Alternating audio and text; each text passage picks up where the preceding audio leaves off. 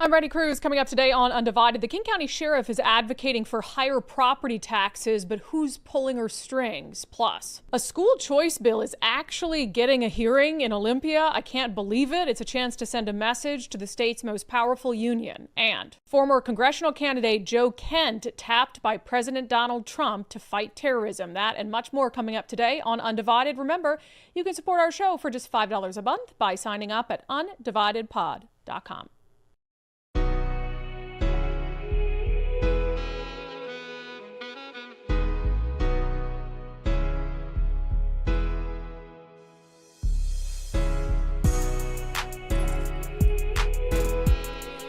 Hello, and welcome to Undivided. Thank you for being here. Thank you so much for your commitment to giving Common Sense a comeback. I suppose I'll start the show just by reminding you guys we will not have a Thursday show, so tomorrow will be our last live show of the week. I'm going to be at LibertyCon in Washington, D.C., hanging out with all the weird libertarians. They're an odd group, aren't they? But I'm happy that they thought enough of me, that I'm libertarian enough to be invited to host a panel there about politicians. It's literally called, like, how to tell when a politician is bullshitting you. So I had to swear because it's the name of the panel, Nicole. So I'm excited to be in DC for LibertyCon on Thursday and throughout the weekend. So that's why we will not have a Thursday show. So I'm going to remind you again tomorrow.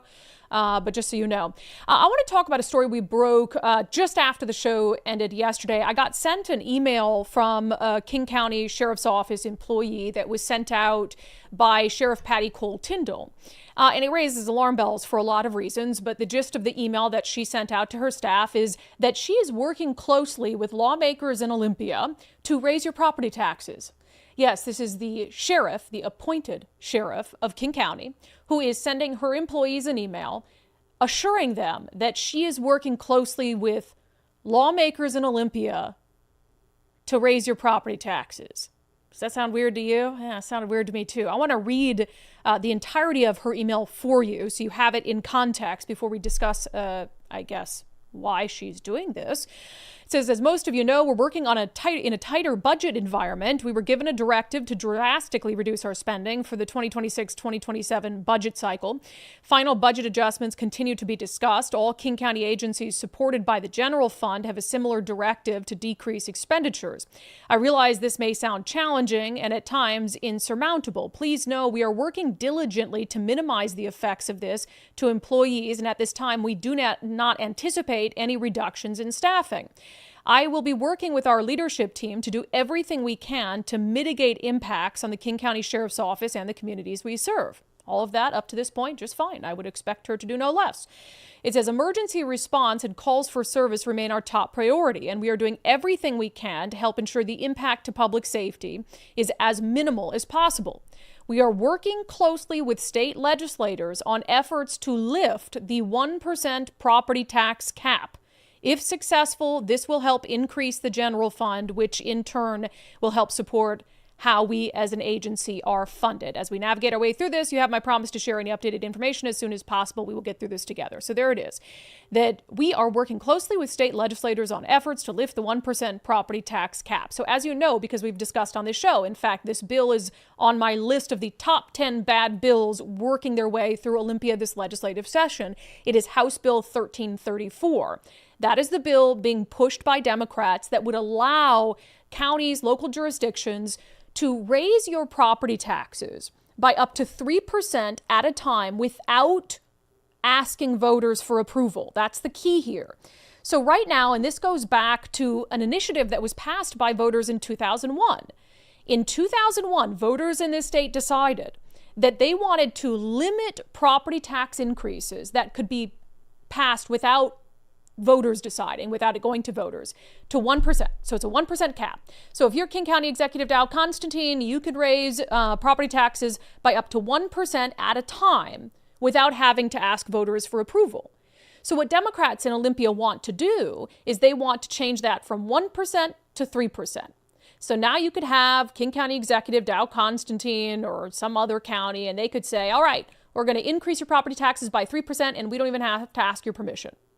So they want to change what voters via initiative put into place in 2001, because of course they don't care about what voters have to say. They don't care about the initiative process. We've talked a lot about that. We're also going to talk about it more on the show today.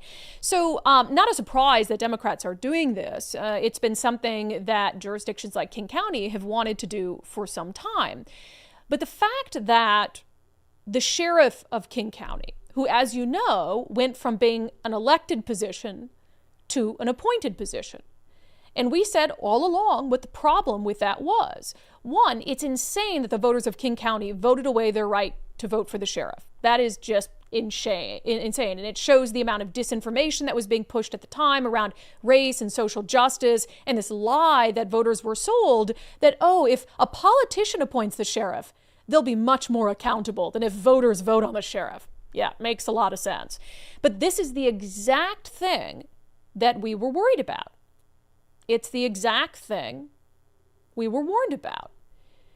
Because now you have the sheriff who is personally advocating, working with Democrats to raise your property taxes. And look, I think Patty Cole Tyndall can probably think for herself. I'm not saying that she can't think for herself. But I am questioning who is urging her to work with lawmakers on this and who's actually pulling her strings. Because who is the one politician in the entire state of Washington who has advocated for raising the property tax levy lid more than any other politician? Who is it? It's Patty Cole Tyndall's boss, King County Executive Dow Constantine. Going back several years now, he has warned of, this was back in 2023, October of 2023, Dow Constantine warns of dramatic fiscal situation if cap on property taxes doesn't change. And he was laying out, we covered it on the show at the time, I remember it very well, he was laying out all these dramatic cuts they would have to make to really important things if Olympia did not give him the power to raise your property taxes at a higher rate without asking your permission. And I think that's key here, is if Patty Cole Tyndall, if the sheriff's office really needs money, like they're going to have to fire sheriff's deputies or lay them off, their response to 911 calls is going to hurt. They can ask you for a raise in the property taxes. They just have to put it on the ballot. Nothing about the property tax levy lid in this state precludes them, as you well know, from putting a ballot measure on for you to vote on it. And I'll tell you, in King County, voters are very generous with their tax money. They're very generous when it comes to agreeing to increase property taxes. They do it all the time. So there is nothing that would stop Dow Constantine, Sheriff Patty Cole Tyndall from going to voters and saying, look, we're in a dramatic fiscal situation because we can't manage our money at all. And it risks cuts to the sheriff's office or a lack of 911 response. I guarantee the voters of King County would approve it. Guaranteed. But they don't want to have to go through that. They want to, at a whim, on a whim, whenever they want to raise your property taxes by 3%, and they don't want to have to bother asking you. Because they want to be able to do that whenever they have anything that they desire to fund, even if it's not something as important as public safety. And I would point out, at the time in 2023, when Dow Constantine was raising alarm bells, we're in a dire fiscal situation unless Olympia does something and lets us raise people's property taxes by more than 1% at a time. I couldn't help but notice at the exact same time, there was an article in the Center Square about King County actually putting together to go to voters an increase in property taxes. And what did they want to fund at the time? King County moves on potential $1 billion property tax hike for climate action. It's because that's the shit that Dow Constantine thinks is important. That's the stuff when he says we're in a dramatic fiscal situation, that's the kind of stuff he worries they won't be able to pay for. So he wants to be able to raise your property taxes by 3% per pop to pay for things like climate action. And in order to do that, he has now his puppet, the sheriff, an appointed position, to be able to go to Olympia and advocate to lawmakers to raise your property taxes so they can fund climate action and all the other nonsense, wasted programs that Dow Constantine has pushed during his many, many years in office. And look, as I said, when I think about, and I've never really heard anything bad about Sheriff Tyndall in terms of her as a person.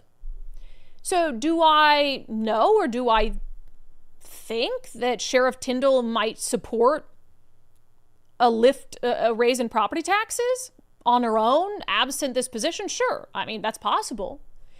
But when you really think about it, would she in her position, appointed by Dow Constantine, would she oppose something that he supports? Ask yourself that. Dow Constantine has pushed for years to increase property taxes and to have Olympia do that and give him the power to do that without a vote of the people. So do you think that Sheriff Patty Cole Tyndall, who now serves at his pleasure, would oppose that idea? Would ever feel empowered to go against her boss? Of course not. Of course not. And that is the issue with having an elected sheriff as opposed to an appointed sheriff. It is not a coincidence that it's the King County Sheriff who's painting this dire picture, working behind the scenes with lawmakers to raise your property taxes, and that it's her boss who, more than any other politician in the state, has advocated for just such a policy. So again, we warned about it several years ago when voters made the decision to vote away their right to vote for a sheriff. And now all those warnings have come to fruition. You basically have a sheriff who should be focused on public safety, serving people, and yes, even advocating, God forbid, if you had an elected sheriff who could go to Dow Constantine and say, hey, you're spending all this money on climate action, all this money on DEI, all this money on your failed homelessness response. So you go cut stuff from there before you come to the sheriff's office seeking cuts, before you cut our ability to respond to life or death emergencies. If you had an elected sheriff, they would be empowered to do that. And our old sheriffs would have. They would have told Dow Constantine to go you-know-what himself. But she can never do that because he could decide, just like that she's not the sheriff anymore. And so now she has to do his bidding in Olympia. And his bidding is raising your property taxes. Don't say we didn't warn you. All right, this is some good news out of Olympia. I'm stunned by this. So there is going to be a committee hearing in Olympia on a pro-school choice bill. Usually when Republicans propose something like this, it just goes to die. It's like, hey, we really want school choice, but you're absolutely never going to get a hearing on it. Well, this bill, House Bill 1140, which is it's an interesting program, the way they set this up, but in a nutshell, it's pro-school choice. It's getting a hearing in the House Committee on Education coming up this Thursday. I mean, what a fantastic opportunity for the parents of this state to show lawmakers and to show the Washington Education Association that they want a choice, that their tax dollars are going to fund education, and that if they don't think that the public education system in our state is serving their child, that they can take that money and they can go elsewhere, that they can homeschool their child, that they can send their child to private school. And everything happening with our public education system is just further proof that we need school choice in Washington state. And you guys know that. I mean, everything that's happening, from test scores to enrollment, the whole political and social indoctrination we see too often, it's all, the perfect case for school choice for parents. But of course, the Washington Education Association does not want that. Because you know how many kids would leave the public school system? Because they want to hold kids hostage, right? Because those kids, they see them, that's money to them. And that's money to the teachers union. And if you lose a bunch of students, then a bunch of teachers are going to be without work, and the Washington Education Association just can't have that. So they want to hold kids hostage in a failing system.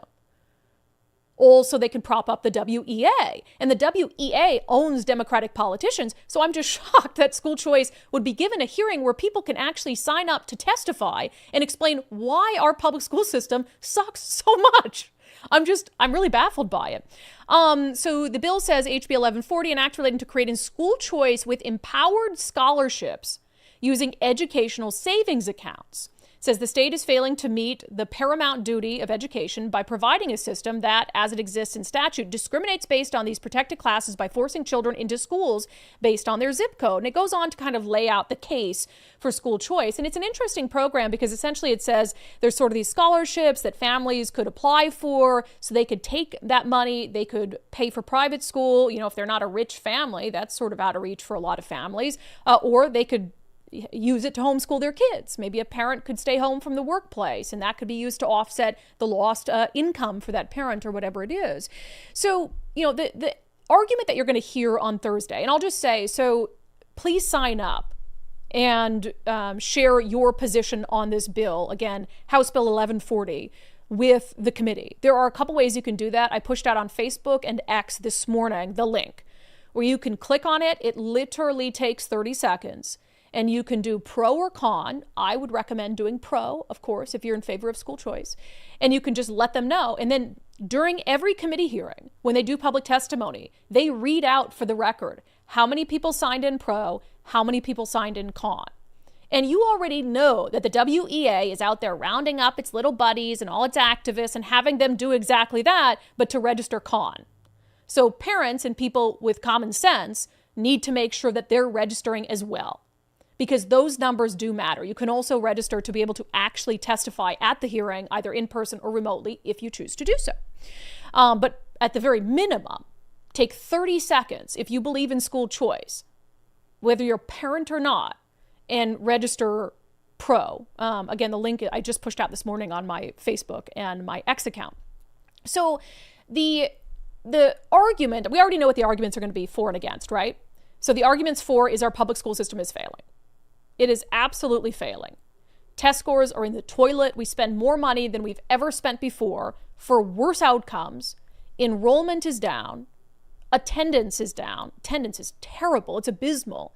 And there is no shortage of stories of active political and social indoctrination in the schools. It is not rare anymore in our state. We did an entire documentary about it, Operation Indoctrination. You can watch it for free across a lot of platforms. Have to get that pitch in every time. And we get stories daily. I mean, we just talked about that school down in Vancouver where you had a teacher who was giving students extra credit if they emailed their elected leaders in Olympia and told them to oppose a Republican election integrity bill. So you have all this going on, but parents are held hostage. Because if you don't have the money to go the private school route, if you can't leave the workplace, you don't have the time to be able to homeschool your child, you are stuck with a failing public education system. So that is very clearly the argument for school choice. Now, what is the argument going to be against school choice? Oh, this would defund our public schools. It would leave our public schools in bad shape. And also parents wouldn't be held accountable for the quality of the education that they're going to provide their child in homeschooling, as if there's any accountability for the teachers for the quality of education that's happening in our public schools. Now, Kruse, you know, he's responsible for a lot of this. He's in his third term now as the superintendent of public instruction. And test scores have just plummeted. And of course, as test scores go down, he always makes the argument that, oh, well, test scores aren't the end all be all. But as I had him on the show and asked him, this is like, what, a year and a half ago? Okay, but if test scores were going up, wouldn't you use that as evidence that the schools were doing a good job? And he had to admit, like, yeah, I would. So he wants credit for it if test scores are good, wants to act like test scores aren't a big deal when test scores are bad. But one of the things that you can't argue, and I say this all the time, is that you can't sit here and make the argument to me that if we only had more money in our public education system, that outcomes would be better. Or that if you take these kids away, then that's money that's coming out of the pocket of public schools. And if we lose money, then our outcomes are going to be horrible. And why can't you make that argument? Well, you can't make that argument because we are throwing more money than ever before at our public schools. They are better funded than ever before, yet outcomes are worse and worse and worse. Similar with homelessness, for instance, I say this all the time. You can't believe any politician that says the key to solving the homeless crisis is more money, because very clearly more money has not solved the homeless crisis. In fact, it has been the exact opposite. I am firmly of the belief that the more money you give the government to solve a problem, the worse that problem will get. Because at that point, it's just a grift. It's an industrial complex, and we see it all the time. So Chris Reykdal did an interview on Cairo News Radio, right? And he was asked about this. And it's a very relevant question, right? And he was kind of allowed to give what really is a ridiculous answer that can just be easily disproven. But his quote was, this is from mynorthwest.com, Reykdal said inflation ate up $1,000 per student over the last 4 years. Because remember, Reykdal's out there asking during a budget crisis for more money to fund education. He continues to say that that's the key, that, oh, I can do better, just give me more money. So this is his response to that. Reykdal said inflation ate up $1,000 per student over the last 4 years. He said, quote, our school districts have $1,000 less in buying power today to pay teachers, to buy supplies, equipment, to run buses. All of that, $1,000 less per student than they had 5 years ago. That's the bottom line. So that's his argument is, oh, sure. Yeah, well, yeah, we're spending more money on education, but inflation. All of that stuff costs more. You know, the cost of crayons has gone up so much. So yeah, we're spending more money, but inflation, duh. Yeah, except with one graph, we can decimate that argument. There is, and this is just Cole, can you send me this is a graph from Georgetown University. So it's based on those, remember the test scores that came out nationally? So it puts all of this in one handy graph that can't be disputed because it's just based on facts and figures and numbers. And in this graph, I'll try to explain it as best I can for folks who are going to be listening, not watching today. So the green line is spending. This is specific to Washington State since 2013.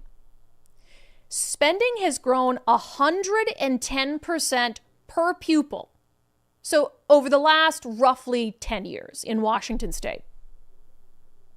Meanwhile, reading, that's the orange line, is way down. I mean, it's, what do they say it is? Almost 10 percentage points. Math, 15 percentage points down. So you see the trend there, right? So spending way up. I mean, through the roof, it goes off the chart, literally off the chart. Reading getting worse during that period of time, same 10 years. Math getting worse, okay. But again, he said inflation. So maybe, no, they plotted inflation on this graph too. That's the gray line. And as you see, yeah, inflation up 35%. But that's not 110%. So spending has increased 110% per pupil, while inflation has gone up 35%. So again, that just negates Chris Reykdal's argument. Inflation cannot be and is not the one thing that explains how we can spend more money than ever before and get worse outcomes. Because we are, even factoring in inflation, we are spending far more money per student than we ever have before, even factoring in inflation. So Chris Reykdal can go out there and he can continue to peddle that lie on the news, but it's simply not true. And that's why parents should have a choice. Parents should not be held hostage by a failing public education system. And that's the thing, it's literally holding them hostage. If you think, Chris Reykdal, Teachers Union, that you're providing a good education to kids, right? If you believe that, and I bet you if I asked Chris Reykdal today, are you providing a quality education to kids? He would say yes. Because how could he say no? He's been the superintendent of public instruction for 9 years. So he would say yes, right? Okay, if that's their answer, yes. And I think the teachers union would have to say yes too, right? Then what would be the harm in giving parents a choice? Because if what you're providing is so good, then they'll choose you, right? If given two options to make a free choice, this is America after all, would you not choose the better thing? Nicole, if you had a child and you were given two options for that child's education, and one of them was clearly superior when it came to academic outcomes, right? You'd pick that one, right? Probably. I think every parent would. I think so. Therein lies the problem. the Washington Education Association, the superintendent of public instruction know that our public school system as it exists right now is not the superior option. It is not the option that leads to better academic outcomes. It's the option that indoctrinates kids to grow up to be Democrats. But that's about it. And so they know if they give families an option, families will flee from our failing public school system. And the union cannot have that. And if the union cannot have that, then Democratic lawmakers cannot allow that. So do I think that House Bill 1140 will become law? Not a chance in hell. Honestly, not a chance in hell that Democrats would ever pass school choice in the state of Washington. It will not happen. It is not going to happen. But that doesn't mean that we don't seize on this opportunity, this fact that it actually has a hearing in Olympia, to make sure we tell them exactly how we feel about the state of our public school system. And so I hope every parent takes an opportunity to register pro or con. Look, it's a free world. If you don't like it, register con by all means.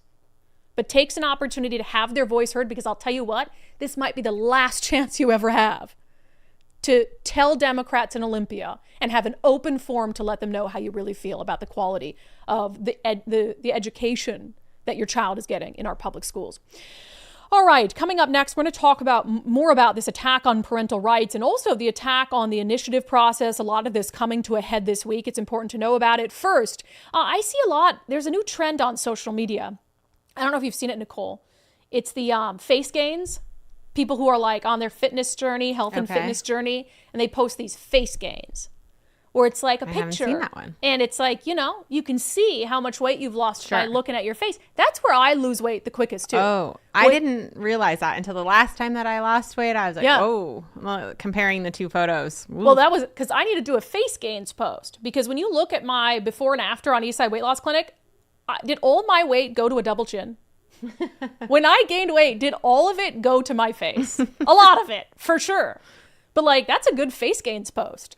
Because I lost 40 pounds on the program, a lot of that in 2 months. Face gains through the roof. Mm-hmm. I guess I think that's the first place you notice it, when you gain or when you lose. It is. Yeah, but for me, and a lot of those posts I see are the people who are taking those designer weight loss drugs, which look, I know that's all the rage right now, but the reality is a lot of insurance companies don't cover that.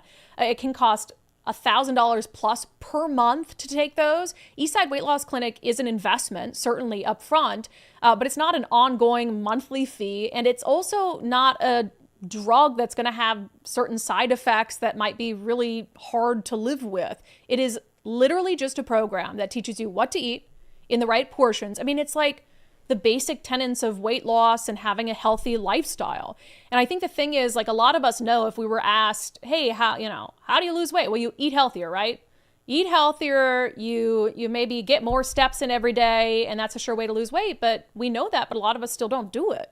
And so for me, Eastside Weight Loss Clinic was helpful because it gives you a plan for 60 days, literally a daily plan for 60 days. The weight comes off so quickly that it really keeps you motivated. Then you can use a lot of what you learn in those 60 days to keep the weight off for life. So schedule a free 15-minute consultation with Dr. Ryan Coogan and his team at eastsideweightlossclinic.com. That's eastsideweightlossclinic.com. Okay, parental rights, as you know, is under attack in Olympia, and a lot of that could come to a head tomorrow on the floor of the state Senate. Let's talk about it in our segment, Unbelievable.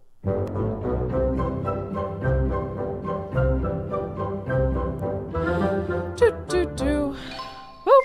All right. If you're a parent, listen up. If you're not a parent, but you have a brain, listen up. So we talked about how Democrats are trying to erode the Parental Bill of Rights that was signed. It was a voter initiative sent to the legislature. It was signed into law almost unanimously, voted on almost unanimously less than a year ago. March of last year, and Democrats are already trying to unwind it. So there's two bills, they're matching bills, one going through the House, one going through the Senate. Well, I'm told that the Senate version of this bill, Senate Bill 5181, is likely to be voted on the floor already, this early in the session, already likely to be voted on and probably pass on the floor of the Senate tomorrow. So again, the bill is Senate Bill 5181, and it undoes key aspects of the Parental Bill of Rights.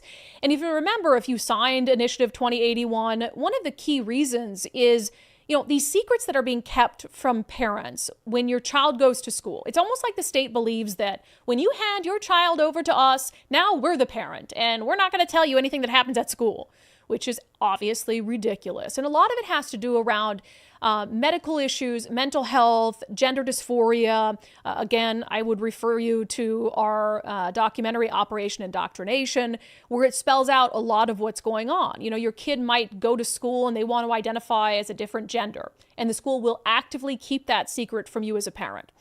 They might go there and they need mental health treatment of some kind that the school is helping them with. They will actively keep that from you as a parent. They might want abortion services or something like that. They're going to actively keep that from you as a parent. They really believe that they know better how to deal with these difficult situations in a teenager's life, which throughout human history, when have teenagers not dealt with difficult situations with the help of their parents? Is it always pleasant? No.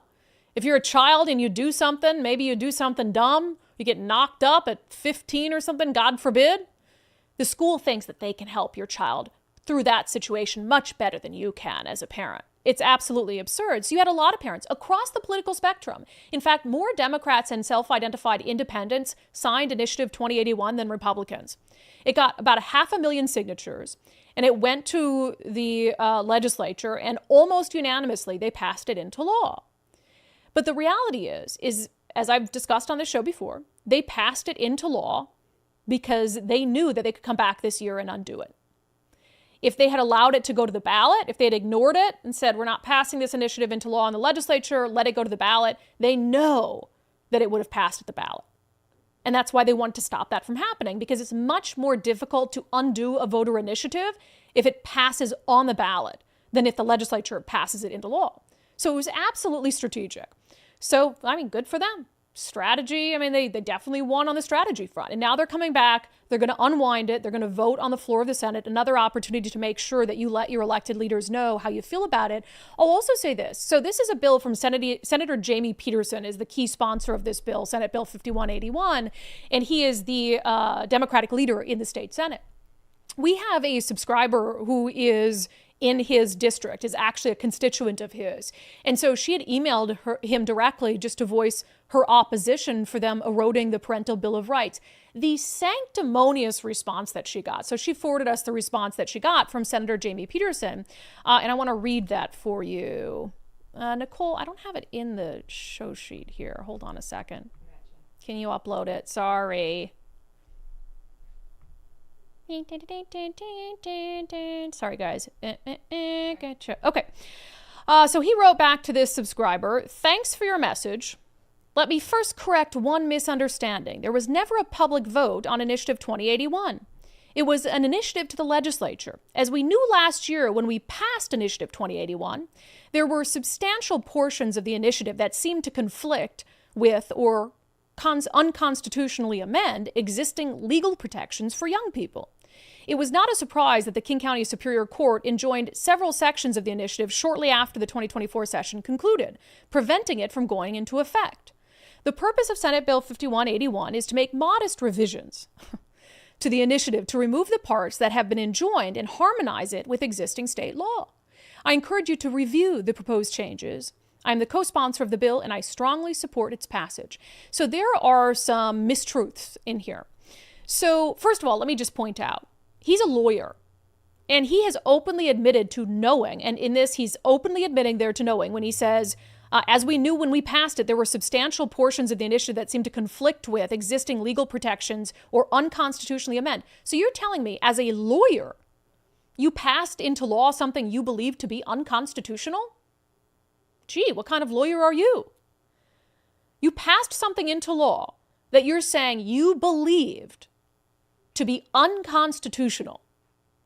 That seems like a problem, right? Now, I don't think it's unconstitutional, and neither does a court.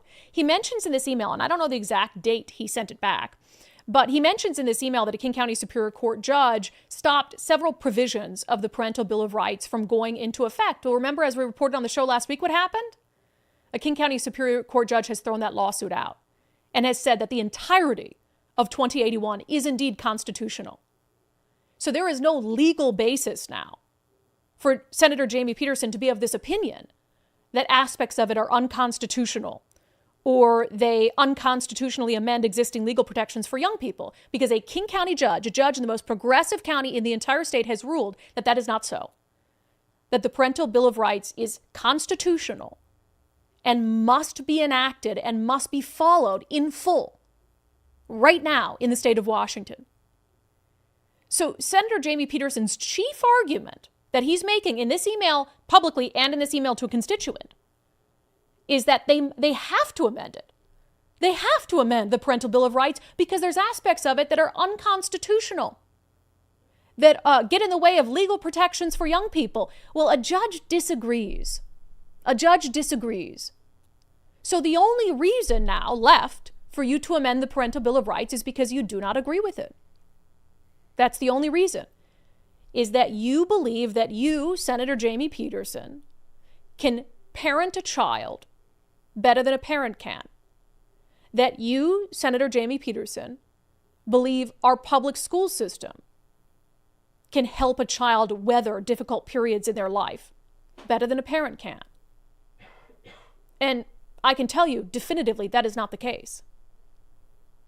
It's actually disgusting at this point, this whole trajectory of where this has come to, where you have hundreds of thousands of voters who sign an initiative, bipartisan, send it to the legislature, including Senator Jamie Peterson, passed this on a bipartisan basis. He's saying he passed it as the lawyer, even believing it was unconstitutional.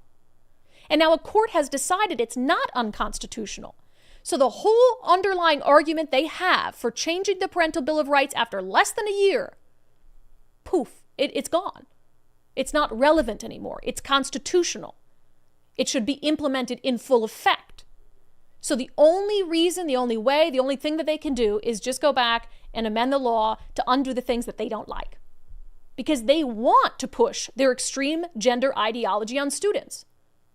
They want teachers to be able to keep secrets from parents. They want teachers to be able to politically and socially indoctrinate kids. Those are future Jamie Peterson voters. Can't let go of that. So that's what this is about. So reject any argument when this goes to a vote on the floor on Wednesday. You'll hear from Republican lawmakers against it. You'll hear from Democratic lawmakers about why we must do this because it has taken away legal protections for students and it's unconstitutional. And I want you to ask your elected leader, if they're a Democrat, why did you vote for it in the first place if you thought it to be unconstitutional? And now that a judge has ruled it's not, what reason do you have for amending it? Because then the only argument they will have left is that they believe that they can parent better than you can. It's the only argument left. And I'd like them to stand on it. If that's what they truly believe, then stand on that argument. Stand up on the floor of the Senate and say, we know better than parents do, and that's why we're eroding the Parental Bill of Rights. Because at least you're being honest. And I'd have a lot more respect for you if you were being honest about it. All right, speaking of, so this whole process, right? So they undermine the initiative process in all these various ways. I mean, they undermined the initiative process the entire time Let's Go Washington was collecting signatures, through lawfare, through bribing voters, through lying on TV, lying in the news, all the ways they could think of to undermine the initiative process. And then, of course, they didn't get their way on Parental Bill of Rights, so now they're undermining the initiative process by eroding it on the floor of the Senate on Wednesday.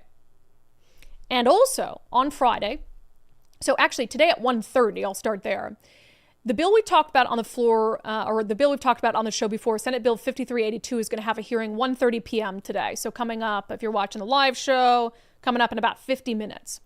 If you recall, Senate Bill 5382 is the bill that's just a straight up attack on the initiative process. It's the bill that would make it almost impossible to gather signatures en masse, like Let's Go Washington did so successfully over the last 2 years. They want to put all these burdensome rules on signature gatherers so that it's nearly impossible for them to collect that number of signatures with the ease that they've been able to collect them. Because Democrats have figured out that Let's Go Washington has this down pat. Let's Go Washington, when it came to the Initiative 2066 to protect natural gas, they gathered more than 500,000 signatures in a month and a week. So we knew that would freak Democrats out. Because that means that it would take a month and a week and probably not even that because they got way more signatures than they needed. So they found out Let's Go Washington has this all figured out in a way where they can challenge via initiative any of our policies in a month. A process that would usually take like 8 months. Let's Go Washington has it down. They send out the mailers. They can get enough signatures in a month. We knew Democrats would freak out. This bill is the result of Democrats freaking out and realizing they can send anything we do to initiative like that. And so what do? Well, they don't have a majority, or they don't have a supermajority yet, so they can't just do away with the initiative process, which I think they're getting there, right?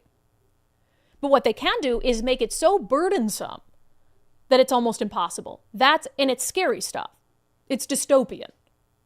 That's Senate Bill 5382. So it has a hearing today at 1:30, and then it's already scheduled to be voted out of committee as early as Friday, because Democrats control the committees. All the Democrats on the committees, unless there's holy hell raised, are going to vote on Friday to advance it out of committee.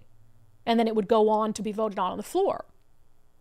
So all in the same week, they're going to vote tomorrow to erode parental rights, to give a big middle finger to the initiative process and voters who signed on to the Parental Bill of Rights initiative.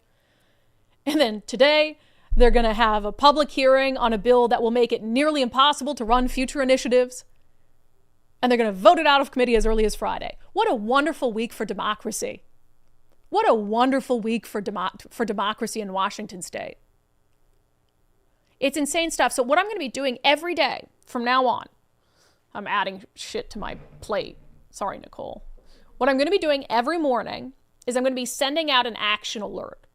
It's the simplest way. If we don't get involved in this stuff, if common sense people don't get involved in this stuff, like you can kiss your right to initiative goodbye, you can kiss your parental rights goodbye, all these bills we talk about, they're just going to sail through. Because activists on the left are organized. I give them that. Activists on the left are organized.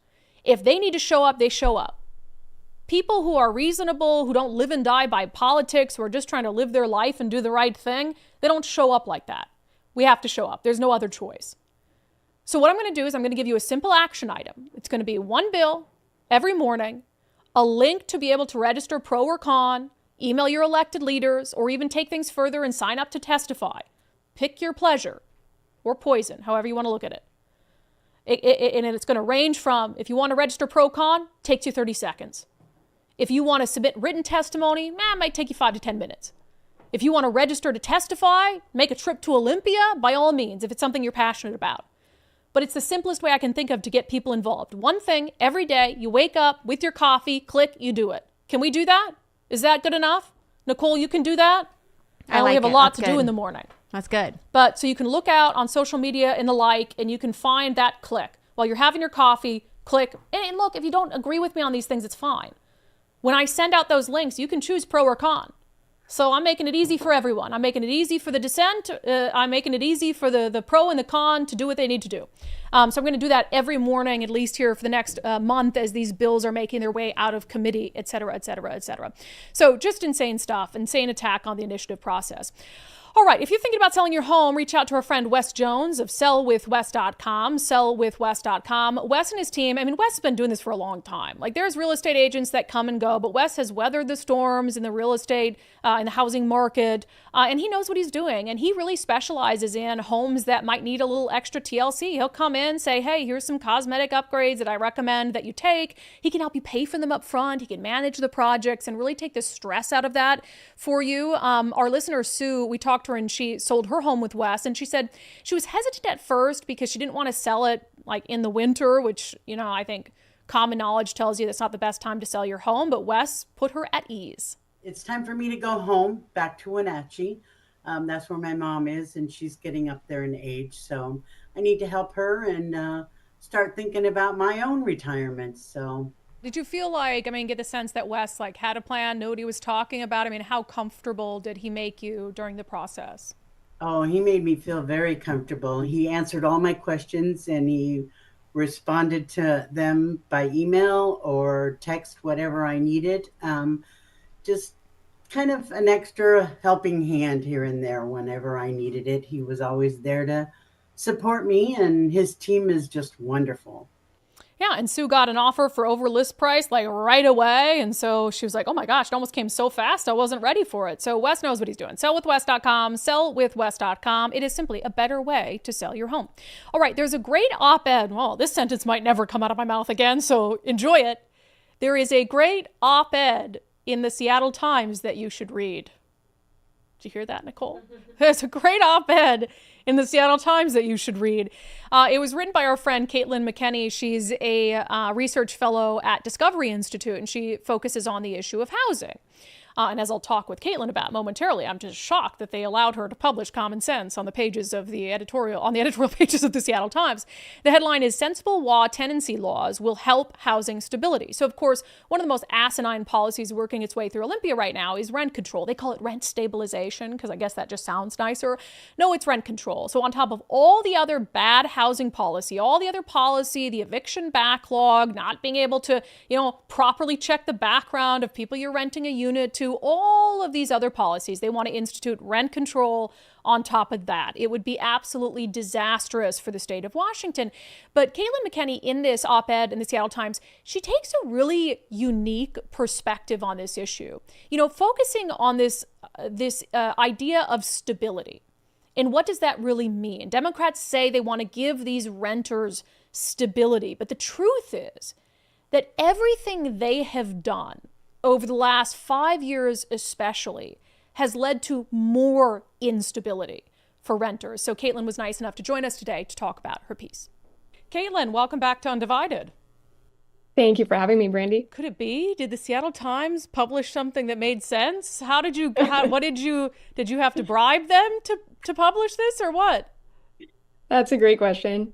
No, but I am honestly a little surprised that they took it and very happy that they did.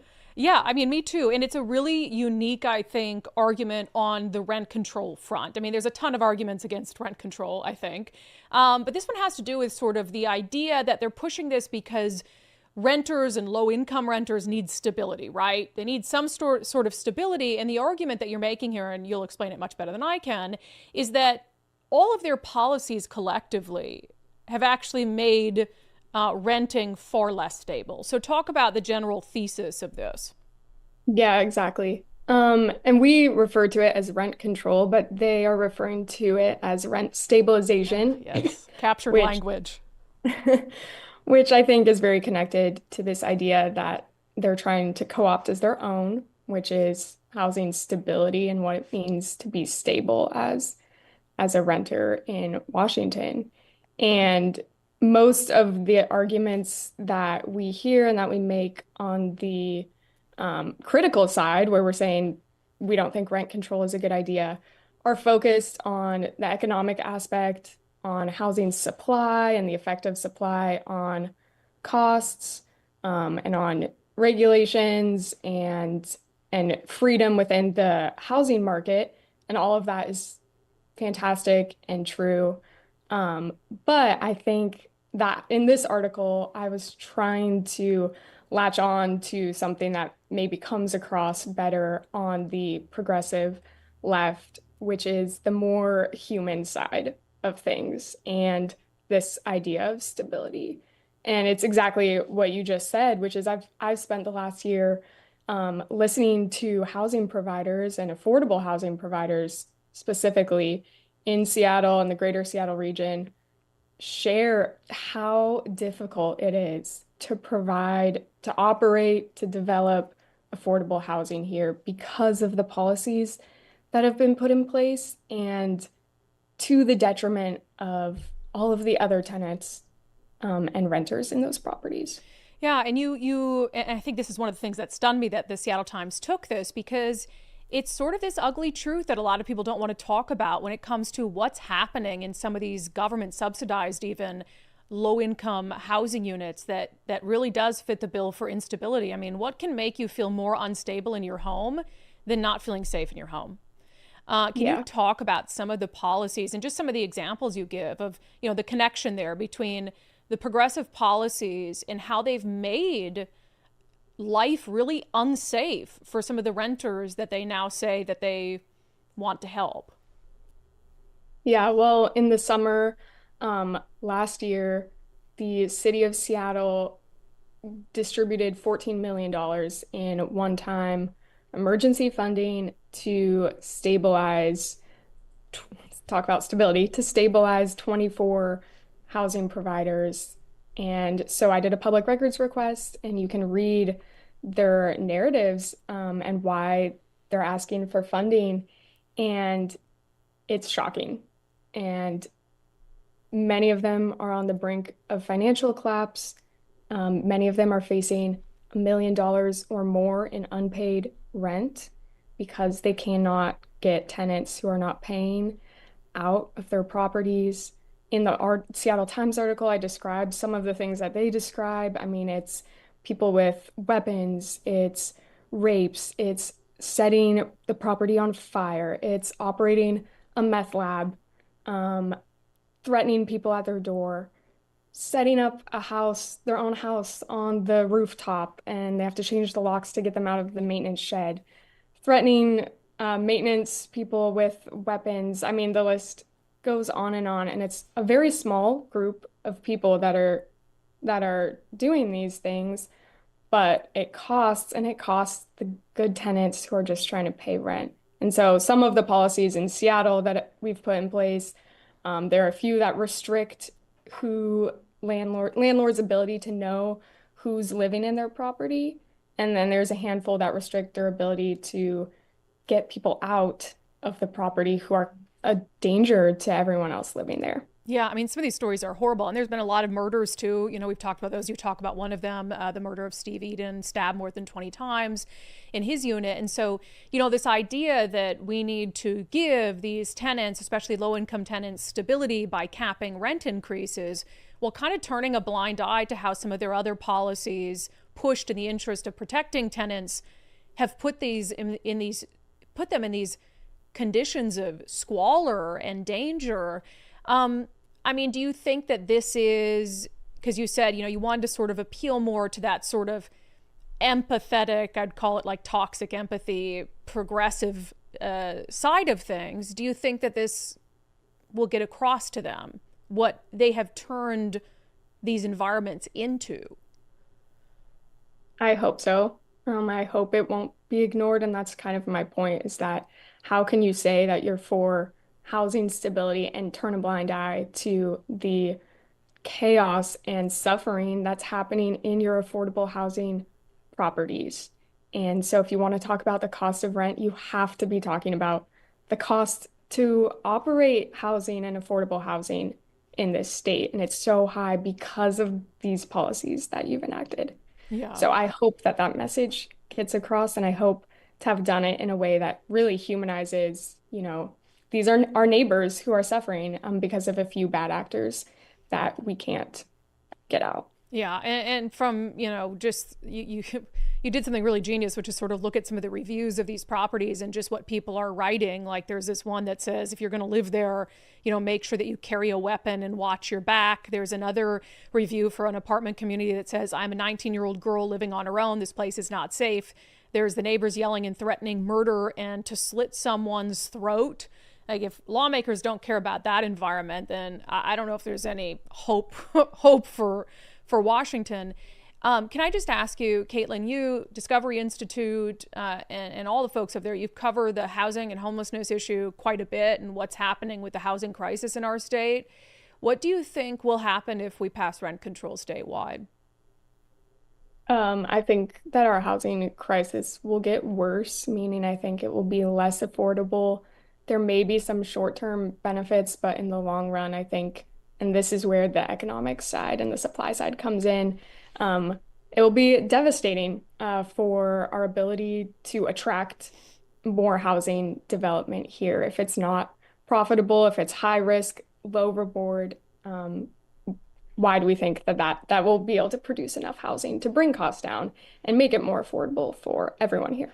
It's just common sense. It's so hard for me to, you know, the arguments are so common sense against it. So I'm really hoping that they see the light. The op-ed is Sensible Law, Tenancy Laws Will Help Housing Stability. Caitlin McKenney, we appreciate it so much. Thank you. Thank you, Brandi. We love Caitlin. She's so smart. Again, Caitlin McKenney with Discovery Institute. Read her op-ed in the Seattle Times and only read that op-ed in the Seattle Times and then shut your browser. Does that mean? No. I appreciate the Seattle Times publishing it. And it's just such an interesting point in argument. It's very unique. I mean, there's a million arguments against rent control. It's one of the chief things we're trying to defeat this session because of how bad the implications would be. But this farce that they want housing stability for renters, when they have caused this severe instability for renters. I mean, instability economically because you're going to have people who divest and the units aren't going to be available. I mean, the worst instability you can face as a renter is not that your rent goes up, it's that your unit is sold out from underneath you and it's no longer available for you and you have to find another place to live. And we're going to see that happening. But also there's endless stories and examples of the crime-ridden, low-income, rent-stabilized units that are funded with taxpayer funds. Like, how is that stabilization for tenants? It's really insane stuff. So an excellent piece. And we do these weekly segments on housing thanks to our friends at RHA, the Rental Housing Association of Washington. We are basically teaming up with them to try to defeat rent control. That is the goal of this session. RHA has the back of landlords, small to mid-sized landlords. It's really important not to fight this fight alone. Become a member of RHA today if you are a landlord. It's like $260 a year. They're going to be in Olympia fighting for you as they are right now, but they can also help you as an individual landlord navigate some of these difficult situations that you might find yourself in because of some of these misguided policies. So we thank rhawa.org for sponsoring these weekly segments for us so we can bring these important issues to light. All right, First Mark Insurance. This is the biggest no-brainer. All these other things costing you money. They want to increase your property taxes. On unDivided, we're saving you money. We're even offsetting the cost of your unDivided subscription. Because it is very likely that if you take some time to do the First Mark Challenge today, they're going to be able to save you some money on your insurance. That was the case for me. That's the case for so many other unDivided viewers and listeners who've taken the First Mark Challenge. Spencer says they're saving him $1,600 a year. Chad told us they're saving him $1,200 a year. And the common response I get from folks who finally do the First Mark Challenge is, why did I not do this sooner? It costs no money to take the First Mark Challenge. You just have to set aside a little bit of time, schedule a phone call, talk to them about your insurance, your current insurance, your insurance needs. They go out, they do their thing, they come back to you, and they're either going to tell you, hey, your insurance is great, we can't get you better rates than you have, and then you have the peace of mind knowing that you're not paying more for your insurance than you need to and that you're properly covered, or they're going to tell you, hell, we can get you a better rate with our carriers, or we can get you better insurance and a better rate. I mean, think about that. It's a no-brainer. So firstmarkinsurance.com. The very best part, besides it being free, is they work for you, not the insurance companies. They're always going to be looking out for your best interest. All right. And as Nicole said, if we save you $1,600 a year on your insurance and you do not subscribe to unDivided for $5 a month, you're dead to me. No, I'm just kidding. You're not dead to me, but blame that on me. If I see you on the street, I can't guarantee how I'll respond. Wow, am I threatening people today? Is that feisty? Is that what's happening? It's not a real threat. Please don't report me to the police. I'm a nice lady. I would never physically harm you. All right, national news, but kind of local news. You see the Joe Kent news? Former congressional candidate Joe Kent, who we've had on the show before while he was running. He might have lost his race for Congress, but he's won Donald Trump's heart. It's too much. So Donald Trump came out. I think we kind of knew. He was a loyalist, right? Yeah, for sure. Donald Trump came out and said, it is my pleasure to nominate Joe Kent as the director of the National Counterterrorism Center. As a soldier, Green Beret, and CIA officer, Joe has hunted down terrorists and criminals his entire adult life. Above all, Joe knows the terrible cost of terrorism, losing his wonderful wife, Shannon, a great American hero who was killed in the fight against ISIS. Joe continues to honor her legacy by staying in the fight. Joe will help us keep America safe by eradicating all terrorism, from the jihadists around the world to the cartels in our backyard. Congratulations, Joe. Let's give a little congratulations to Joe. I think that's very exciting for him. And I encourage you to go back and watch the interview I did with Joe as a congressional candidate back in October. If you're on Patreon, you can just click on Election 2024 interviews. It'll filter it for you there. Or you can find it on Locals as well. Because, I also had similar to Donald Trump, I had a come to Jesus on Joe Kent as well. I don't think he ran a particularly good congressional campaign the first time around. I thought the second one was much better, and I think he as a candidate was much better, but there's no denying he's incredibly intelligent. He obviously has the experience and knows a lot about these issues. He has a very measured way about speaking about our policy when it comes to war policy, fighting, foreign affairs, etc. I think he'll be fantastic in this position. And I also think that he has a way about him where, yes, he's loyal to Donald Trump, but I think that he's going to be willing to say what needs to be said. I mean, that's kind of what I got from our conversation. And so I really enjoyed chatting with him and getting to know him a little bit better over the last year or so. So I'm very happy for Joe. His family has given so much to this country. His loyalty to this country cannot be questioned. And so I think that's a fantastic appointment by President Donald Trump. All right, speaking of the Trumpster, man, the caving. They're just caving. They're caving left and right. So Justin Trudeau. Oh, Justin, we knew you'd cave. So we talked on the show yesterday about how Mexico caved with a threat of tariffs. They're sending 10,000 troops to the border to help us with fentanyl. Justin Trudeau has caved as well after talking a big talk. He said, I just had a productive call with President Trump. Canada is implementing our $1.3 billion border plan, strengthening the border with new helicopters, new technology, more personnel, increased coordination with our American partners, and more resources to combat fentanyl trafficking. It's just interesting, though. Well, let me read this. This is nearly 10,000 officers are and will be on the ground protecting our border. Like, nobody's trying to sneak into Canada, right? Like, who's going to sneak into Canada from the U.S.? So really, all of that is just to keep people from coming here from there. You know what I mean? Yes. Nobody's sneaking into Canada. That's just not happening. Maybe a few here and there. Well, you jump, then jump back. Well, you can. There's spots where you can put your foot on the other side of the border. And Blaine is pretty easy. I've been up there with Border Patrol on a ride along. He goes, in addition, Canada is making, hey, look, I love Canadians. If you're watching in Canada, I'm half Canadian. My dad was Canadian. Love Canada. It's a nice, quaint little 51st state. In addition, Canada is making new commitments. We will appoint a fentanyl czar, add Mexican cartels to the list of terrorist entities, ensure that we keep an eye on the border 24/7, which are you not? Oh, God. And launch with the United States a joint strike force on organized crime, fentanyl trafficking, and money laundering. I also signed a new intelligence directive focused on organized crime and fentanyl, which will be supported by an investment of $200 million. The proposed tariffs will be put on hold for at least 30 days while we work together on this. I mean, how can you paint that as anything other than a win? Democrats and some Republicans losing their mind over the tariffs because tariffs are really a tax, essentially. And so some Republicans and conservatives aren't supportive of tariffs typically. But I don't know if Trump ever intended to really put the tariffs in place. I mean, he obviously is going through with it on China, but I think he knew that they were gonna fold like a cheap suit.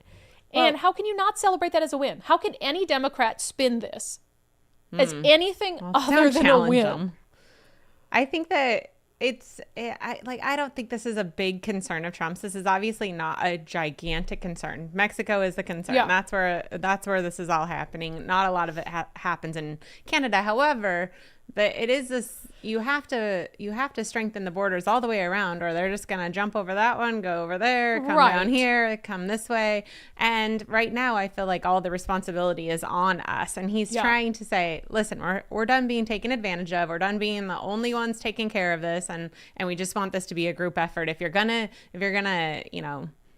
profit from us or from this friendship, then let's make it both ways. So I get the strike. I don't know that it was super necessary, everything that he just agreed to do, but I think I think it's great. I think it's super necessary only because we already saw that happening. So I did a ride along with Border Patrol. It would have been one of the last stories I did before I left Fox 13. So this is probably 3 years ago. And I was out with Blaine's sector. Yep. And I went out with them on the ground. We were out patrolling by car. We were out patrolling on the water, which was an interesting experience. They have a boat that goes so fast. I thought I was going to hurl my poor cameraman. But we spent the entire day out with them, and their contacts had dramatically increased. So I want to say this was during, God, would it have been under Biden or Trump? I can't remember. But either way, they were seeing this dramatic surge in numbers and in contacts from all over the world. And so when you have reduced the flow to nearly zero on the southern border, the cartel won't just give up. These people trying to enter the country from all these other places, from China, from Sudan, or whatever it is, they're not just going to give up. No, they're going to find their way into Canada. And then Canada's so lax, they're just going to walk It's much easier to get in the United States over the northern border. It is. So that's the thing, is it's planning ahead and saying, you know, we're not giving them this escape route where they can just come in a different direction. So if you don't clamp down, like you said, on all of it at once, what's the point? Right. You know, and put that security in. And the fentanyl thing is a big deal. That fentanyl is coming up from Mexico through the United States and sometimes up through Canada.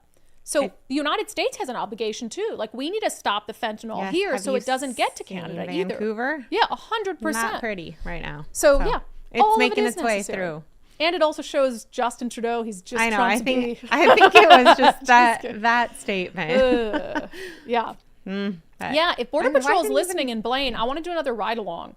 I'm going to got reach out to people. them. Well, I mean, yeah, we'll reach out to them. It's been a while. I haven't done it since like Bipley was in charge up there, but it's been several years. But now they're out. We put all those faces of the criminals that they were arresting with the help of ICE and stuff. Yeah. They're busy up there. Hey, we could do a They're little busy bees. show road trip to Blaine. I'll take you to my spots. Oh, great. I'm excited. Blaine, here I come. Here I come. Undivided takes Blaine. Yeah, man. It'll be exciting. Anyway, I think it's yay all for good. us. I think it's working for him. So everybody that was freaking out yesterday saying that's not right, Oh and my all God, things, the cost like, of are you happy now? avocados, the cost of Like, coffee. it's all strategic. There's always a plan. And now I'm not saying that you know maybe Temu's going to be a little more expensive, but Can I ask you about Temu? You've ordered from Temu, right? I have. Which is just sad, Nicole. So Temu's this like cheap. There's this. Not to get too far afield here, but there's this Instagram account that just shares like Temu fails, where it's like people there's order lots something of from fails. Temu, and it shows up. So for instance, this woman ordered this beautiful pink door ribbon. I saw. Did you see this? one last This beautiful ribbon that goes on the your door, you know, Yep. which I don't know why you'd want a ribbon on your door. And it gets there, and it's a sheet with a picture of a door and ribbon. Yeah. So over your door, you hang the sheet with a picture of a door. It was just terrible. like a curtain. But I always see these ads for Temu on X, and it's for stuff like a massive 400 square foot greenhouse for outdoors. Who's ordering a I don't know who's 400 ordering square that. foof greenhouse from Temu? I have no idea. You know, I really don't know. You know, you'll probably die in it because the second you step foot in, that thing's going to crumble. Some of the things that Temu sells, I'm like, who is ordering that? Who thinks that you're going to get a 300, 400 square foot greenhouse for $19 and it's going to stand? Well, some of the stuff, depending on what it is, I think is coming locally now. So some of that stuff, you're actually ordering the same thing you're ordering on Amazon. What have you And ordered it's from just- Temu? Like there's been some baby clothes that I've ordered, some like baby stuff for my niece. I don't know. Storage stuff, maybe. I don't know. Just random crap that's kind of fun. We got a some Temu boycott. some elephant or white elephant gifts for Christmas, things like that. You know, like a little elf on the shelf Snoop. Snoop Dogg? Oh, God. Okay. But we should do a you know, segment stuff like called that. Nicole's Temu purchases. really We'll just review them. I could. I mean, I got to start now because it takes a while to get shipped. If you're getting from there, But if you're paying $1, you know, yeah, it's going to take exactly. a while. Oh my God. There is some very misleading stuff. They have very cute ornaments around Christmas that look cute, and then you get them, and it's like a piece of plastic. Let's and stop it's like buying stuff from 2D, Temu. 2D. No more Temu stuff. No more Temu. No more Temu stuff. But anyway, like I said, I think it's getting funneled in anyway. It's like Amazon carries it all now. Yeah, Anyway, yeah. so you can usually search Temu and find it on Amazon. Interesting stuff. Yeah. So I don't know. Anyway, it's all strategic is what I was saying. Yes. I think when everybody freaks out about some announcement Trump's made, I'm like, okay, we'll give it a day because we're going to figure out why he did it in about 24 hours. Also, since we just went on a rant about something random, you know how many messages I got about my self-checkout rant on the show yesterday? Oh. Many people agree with me. Self-checkouts are not the bee's knees. Necessary, but I hate them. Sometimes I I won't like get into it again. Sometimes I like it, but then on the other hand, like I said yesterday, I think on the show or off the show, I don't remember, but they've just made the wages so high that I can't stand going to a register and waiting in line. I have zero patience at the grocery store, so I'd much rather go and just self-check out. 100%. All right, good stuff. Nicole, before we get to our daily subscriber show poll and questions in our closing, sanity check. Are you happy with how your retirement portfolio is positioned? We only get one retirement. Do you think it's time for a second opinion? I mean, you get second opinions on all sorts of stuff, critical. I mean, hell, when I have something wrong with my car and I think that they're asking me too much to fix it, I'm going to get a second opinion on that. So why would you not get a second opinion on your retirement portfolio? Zach Abraham and his team at Bulwark Capital can do just that. They specialize in managing risk, and it's very important because you only get one retirement. You don't want to put it at needless risk. I mean, risk is always part of the equation when it comes to investments, etc. But it's always smart to get a second opinion. And Zach Abraham, Chief Investment Officer at Bulwark Capital, can do that for you. You can go to knowyourriskradio.com and sign up for their free Know Your Risk portfolio review. So what does that entail? Well, you'll get a full review of how Bulwark is always looking for opportunities to lower risk, lower cost, and give your retirement as much upside as possible. You only get one retirement. Get a second opinion. Schedule your free portfolio review now at knowyourriskradio.com. Knowyourriskradio.com. Okay, our daily subscriber show poll has to do with the school choice bill that is being considered in Olympia. So I asked you on Patreon, Locals, and X, would you support a law in Washington state that provides scholarships to families in order to pay for private school or homeschooling? Yes or no? Nicole, I think we're both on the same page on this. I think we're on the same page, yes. Yeah. Yes. Either you improve our public school system or you 100%. kick rocks and you let me take my kid and go somewhere else. Let's see, but I mean, not unanimous. Patreon over there, 30% of people saying they don't support such a policy. Yeah. Let me see. Knuckles said when one lives in a rural area, there is only public school or homeschool. There'll never be private schools. Kayla said no, but I would support the right for tax-paying parents to have a choice to use the funds they pay for the school they select. So I think maybe they're taking issue with the scholarship aspect of it. Well, I think that it means the same thing. So it's taking Just the money doled away out from the in different school ways. and giving it as a scholarship to wherever you would like to go. Yeah, just kind of think it's doled the out same in a thing. different way. Bill said as long as they take that money from public school budgets, particularly massive building projects. Kathleen, who decides who receives the scholarships? In this state, it will be DEI recipients. That means middle-class white kids, anyone above poverty level, are out of luck and stuck in the public schools. Yeah, I do think that there were some stipulations. The bill is pretty long. I encourage you to read it. There's definitely some stipulations about who would be prioritized, but it's a Republican bill, so it's not going to be DEI.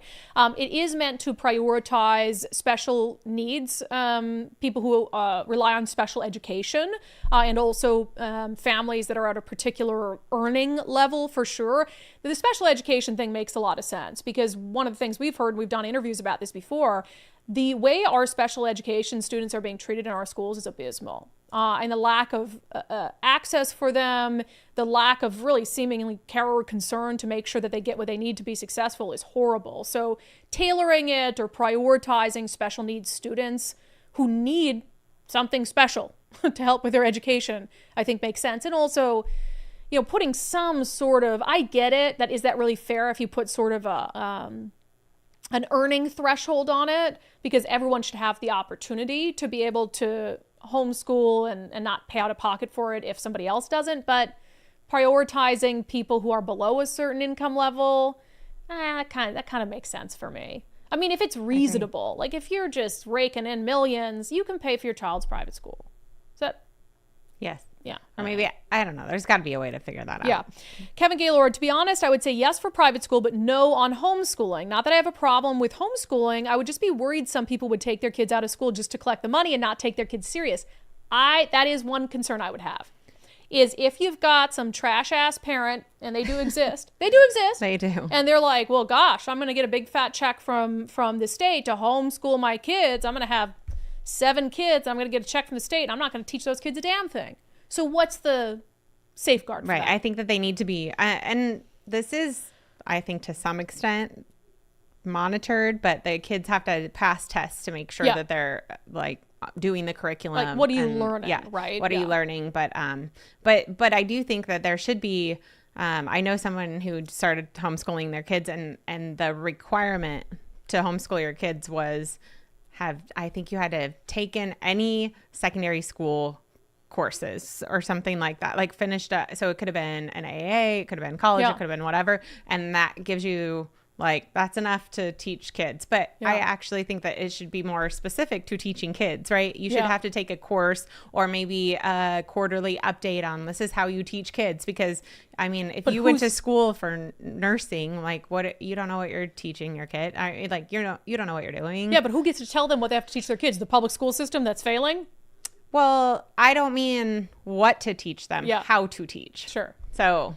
Like, who's teaching them how to teach the public school system that's failing? Okay. Well, you know what I mean? I think there has to be we have standards. The testing sets standards. So how to teach what's in the curricula as far as math, reading, science, whatever, and not all the social crap, right? Yeah. So I think it's more specific to that. Yeah. And it's actually like 50-50 right now on locals, which I'm kind of surprised by that. But Diana Mo says, absolutely not. I homeschool and I do not want a single penny of government money because I do not want them to have any say in how and what I teach. But again, it's your money.